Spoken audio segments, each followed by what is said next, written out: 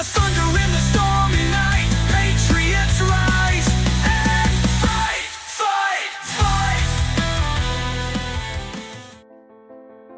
Donald Trump, man. That guy's like if Monopoly came to life, bought the board, and told everyone else to go home. He's been a big deal in like 3 different lifetimes: real estate, reality TV, and running the country.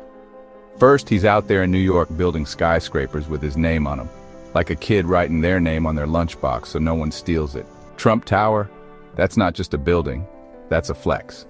Then he hits TV with The Apprentice, where he's basically America's boss yelling, "You're fired," which, let's be real, is the dream of every middle manager on a bad day. And then, plot twist, he runs for president.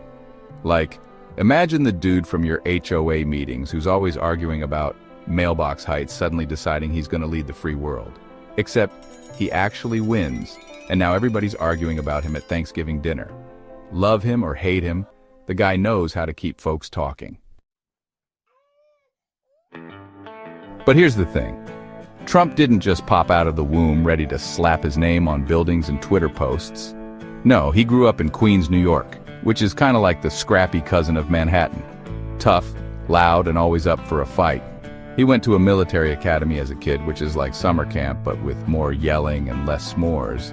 And his dad, Fred Trump, that guy was all business, building houses like they were going out of style and making sure little Donald learned how to turn a dime into a dollar. So yeah, before he was a headline, he was a kid in Queens learning to hustle, and maybe how to say huge with a little extra flair. The Trump family story is like one of those old school country songs, starting humble, taking a wild turn, and ending up with somebody owning half the town. It kicks off in a little German village called Karlstadt, where Donald Trump's granddaddy, Friedrich Trump, was born in 1869. Picture it: rolling hills, grapes, and folks making wine while arguing over who's got the best schnitzel recipe. But young Friedrich, he was like, nah, I'm not about this small-town life. At 16, he packed his bags, gave the grapevines the middle finger, and sailed off to America to chase some big dreams, or at least bigger than pruning vines. He landed in New York City in 1885 and started out as a barber. I mean, the dude went from trimming vines to trimming hair. Talk about transferable skills. But Friedrich wasn't about staying small time. When the Klondike gold rush kicked off, he thought, forget haircuts. Let's head north and see what this gold buzz is about. So he's out there in the Yukon, slinging food and building hotels for miners who smelled like desperation and unwashed socks. And guess what? He crushed it. Made himself a nice little pile of cash, then headed back to New York with a pocket full of gold dust and a swagger you can only get from surviving Canadian winters. He married Elizabeth Christ, no relation to the Christ, but still an epic last name, and started buying up real estate in Queens. Little did anyone know, this was the start of the Trump empire, which is just a fancy way of saying a whole lot of buildings with one guy's name plastered on them. Now let's talk about Friedrich's kid, Fred Trump, born in 1905. Fred was like the Michael Jordan of middle-class housing, building homes like they were going out of style. He started slinging bricks during the Great Depression, which, if you think about it, is the most gangster time to be in real estate. Everyone else was like, we're broke, and Fred was like, cool. How about a nice affordable house? He built neighborhoods in Queens and Brooklyn and made bank doing it. Fred met Mary Ann McLeod in 1936, and let me tell you, she had her own rags to riches story. Born in 1912 on the Isle of Lewis in Scotland, a place that sounds like it's always cold and windy, she grew up speaking Gaelic and probably dodging sheep on the way to school. She came to America in 1930 and worked as a domestic servant before meeting Fred at a party. A real Cinderella story, except instead of glass slippers, it was probably sensible shoes for all that housework. Fred and Mary Ann had 5 kids: Mary Ann, Fred Jr., Elizabeth, Donald, and Robert. Picture it. A house full of Trumps, all trying to outdo each other while their dad built houses and their mom made sure nobody left the table without finishing their vegetables. Mary Ann, the oldest, was like, I'm too smart for all this house stuff, and became a federal judge. She had that sharp wit and law school vibe that probably made family arguments super intense. Then there was Fred Jr., who tried to step into the family business but decided being a pilot was more his speed. Sadly, his struggles with alcohol were a big deal for Donald, who says it's the reason he's never touched a drink. though I think we all agree he's had his fair share of wild nights, just with Diet Coke instead of whiskey. Elizabeth, the third kid, was more low-key. She worked in banking, probably making sure the family fortune didn't get spent on gold-plated chandeliers. Then came Donald, who rolled in like he was born to be in the spotlight. Even as a kid, he was the one organizing the Monopoly games and making sure he won every time. Finally, there was Robert, the baby of the family. He was like the behind-the-scenes guy in a heist movie, quiet, loyal, and always making sure the plan worked. Now, growing up in the Trump house was no picnic. Fred Sr. ran that place like a business meeting, and Marianne added the charm and heart. Sunday church was mandatory, because even future billionaires need a little Jesus. And dinner was like a TED Talk on success. Donald soaked it all in. From Fred, he got the hustle and the win at all costs mindset.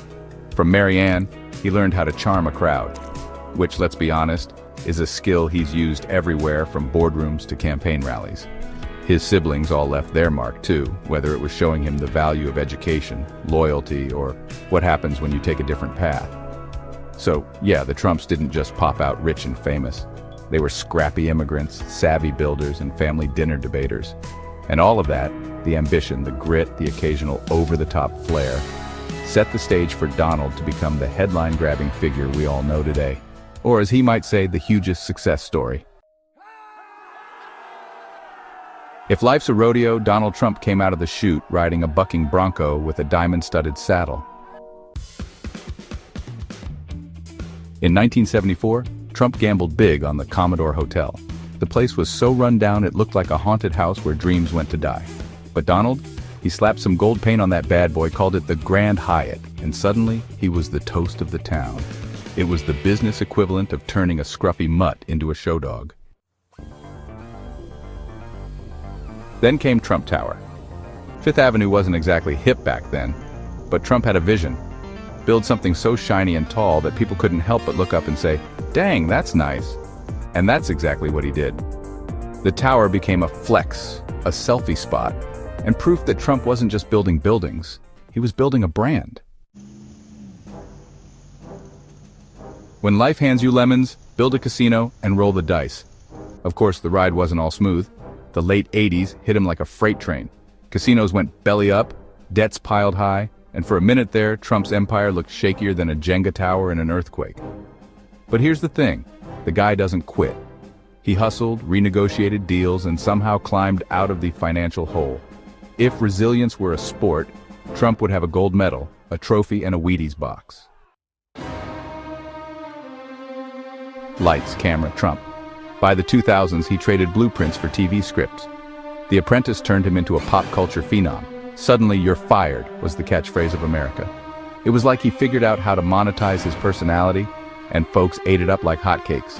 Big dreams, bigger moves. For Trump, every deal, every risk, and every skyscraper wasn't just about the money. It was about the statement. The man doesn't just want to win. He wants you to know he's winning.